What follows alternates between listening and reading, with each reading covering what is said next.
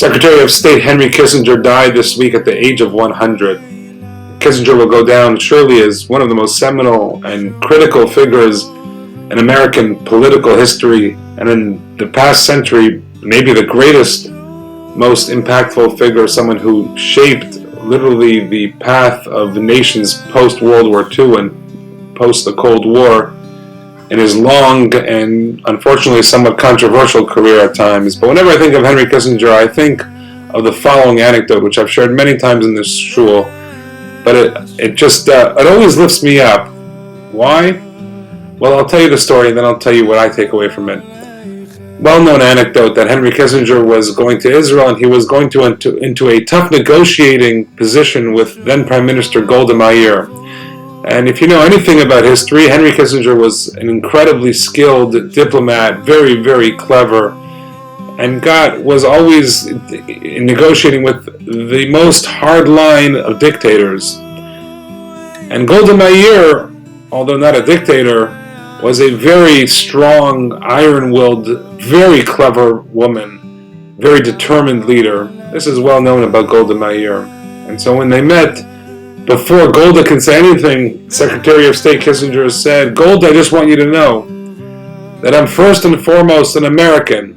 I'm secondly part of the U.S. government. I'm the Secretary of State. I'm a diplomat. And thirdly, third in line, I am a Jew." And without missing a beat, Prime Minister Golda Meir says, "That's okay, Henry. In Israel, we read from right to left." And the anecdote gets me every time. Just like for the chutzpah, the Jewish chutzpah to tell Golda Meir, for the Jewish chutzpah to answer the Secretary of State like that, for Golda Meir thinking off the cuff like that so brilliantly and so quickly. And indeed, Henry Kissinger had no answer, reportedly, to that retort from Golda Meir. And I think that though the story is instructive, that first and foremost we have seen such divisions melt away. It doesn't matter if you're left, if you're right. I mean, every Jew recognizes that we are more and more isolated than ever. And if you thought that enlightenment or intelligentsia would protect us and slowly deliver us from evil, then I'm sure by now every single person here not living under a rock has seen the most egregious, most bizarre testimony, what must go down as the most bizarre testimony in the history of U.S. Congress, when the presidents of Harvard, MIT, and the third one escapes me, I'm sorry, but these three prestigious, and Penn University, the three presidents of these three prestigious Ivy League schools that are producing supposedly the best and the brightest of the American minds, basically stood there and they were asked on a silver platter by the representative, by the congresswoman, in 10 different ways, just to say, yes, it is not correct to call for genocide for Jews. All they had to do was say, that's not okay. That it's not okay to say death to Jews. Not okay. And instead they say it's okay unless it leads to actual murder. So it's good to know that murder is not allowed on campus officially yet.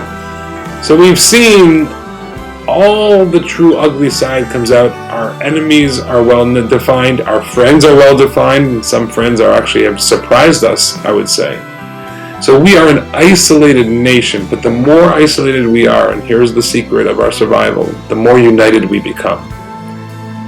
And that's exactly what Golda was telling Henry Kissinger. We read from right to left. We don't look at things the way you look at things. We look at things in a totally different way because we're Jews. That's what she was telling him. She was telling him, Henry, that's what you're saying to me now, but you're really a Jew. Look at things the opposite, right to left. And you're really a Jew first. You have a neshama. Golda understood this. And this is what she was telling. I think this is my interpretation, if I may say. This is what she was telling Henry Kissinger. Let's try to view things differently. Let's realize we are a nation. Hein am levadad yishkom, the Torah says. We are a nation that is meant to be in solitude and isolated. But when most people find themselves deep in trouble when that happens, We find ourselves perhaps deep in trouble, but we find ourselves stronger than ever with our identity. Shabbat Shalom, and may we continue and fostering this incredible measure of unity that we have sourced and discovered that we never really knew we had. And God willing, it should take us to safety, to security, to the return of all the hostages and our soldiers, and peace in our time. Amen. Especially with Chanukah upon us, light should prevail, and light will prevail. So Shabbat Shalom, and a very happy Chanukah to you, and especially to our Chayalim, Chayalot, our brave soldiers, and to all the Jews in the land of Israel. May we only see peace in our time.